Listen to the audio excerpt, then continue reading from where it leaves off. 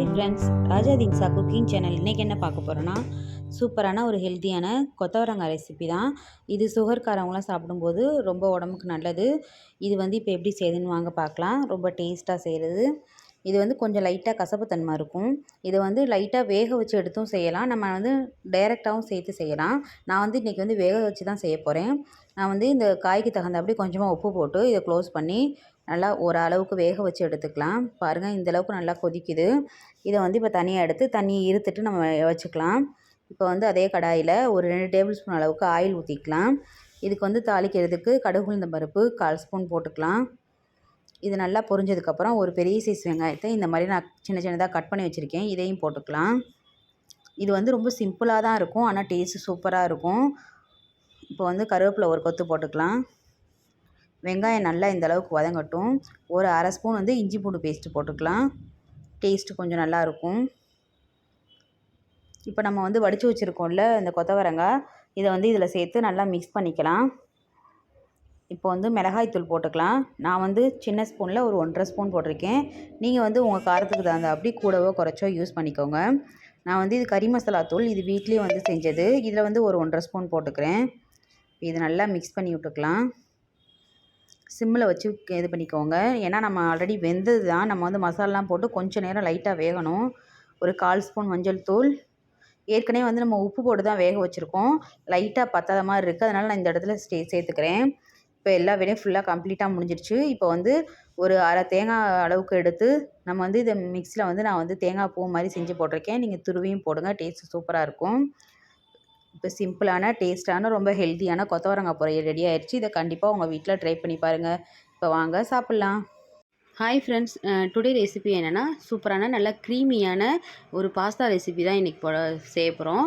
வாங்க, ரொம்ப டேஸ்ட்டாக ரொம்ப சிம்பிளாக எப்படி செய்யுதுன்னு பார்க்கலாம். ஒரு கடாய் வச்சுட்டு 3 டேபிள் ஸ்பூன் அளவுக்கு ஆயில் ஊற்றிக்கலாம். கொஞ்சம் கூடவே ஆயில் ஊற்றிக்கோங்க. நான் ஒரு 1/2 கிலோ அளவுக்கு பாஸ்தா செய்கிறேன், அதனால் 3 டேபிள் ஸ்பூன் தாராளம். இதை போட்டுட்டு ஒரு 4 மீடியம் சைஸ் வெங்காயத்தை இந்த மாதிரி குட்டி குட்டியாக சாப் பண்ணி வச்சுக்கோங்க.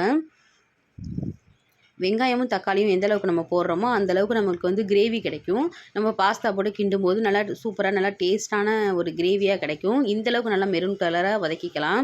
பாஸ்தா நான் வேக வச்சு எண்ணெய் ஊற்றி வச்சு எடுத்துகிட்டு தனியாக வச்சுருக்கேன்.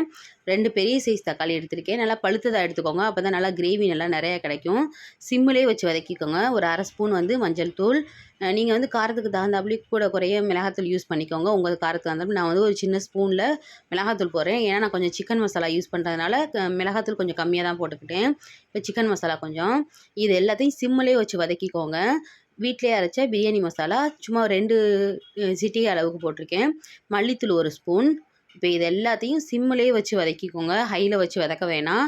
இது கரிஞ்சிச்சுன்னா அந்த டேஸ்ட்டே ஃபுல்லாகவே போயிடும். சிம்மிலே வச்சு நல்லா தக்காளி நல்லா இந்தளவுக்கு மசிஞ்சு வர அளவுக்கு வதக்கிக்கலாம். கொஞ்சமாக கறி மசாலா தூள். இது எல்லாமே சூப்பராக நல்லா டேஸ்ட்டாக இருந்துச்சு நாங்கள் சாப்பிடும்போது. சிம்மிலே வச்சு வதக்கிக்கோங்க, ஹையில் வைக்க வேணாம்.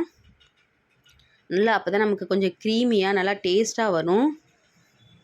பாருங்கள், இப்போ நம்ம டொமேட்டோ சாஸ் இருக்குல்ல, அது கொஞ்சம் ஊற்றிக்கலாம். புளிப்புத்தன்மையோ அது இருக்கும்போது நல்லா டேஸ்ட்டு டிஃப்ரெண்ட்டாக சூப்பராக இருக்கும். டொமேட்டோ சாஸ் கண்டிப்பாக ஊற்றுங்க, டேஸ்ட்டு டிஃப்ரெண்ட்டாகவே இருந்தது.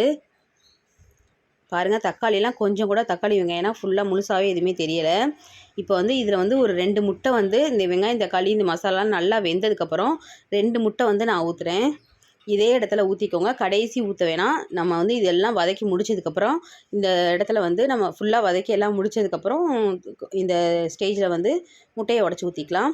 இப்போ சும்மா ஒரு 1/2 கிளாஸ் தண்ணி ஊற்றிக்கோங்க. நமக்கு கிரேவி நல்லா நிறையா வேணும். அப்போ தான் நம்ம பாஸ்தாவில் போட்டு பெரட்டி நம்ம சாப்பிடும்போது டேஸ்ட்டு சூப்பராக இருக்கும்.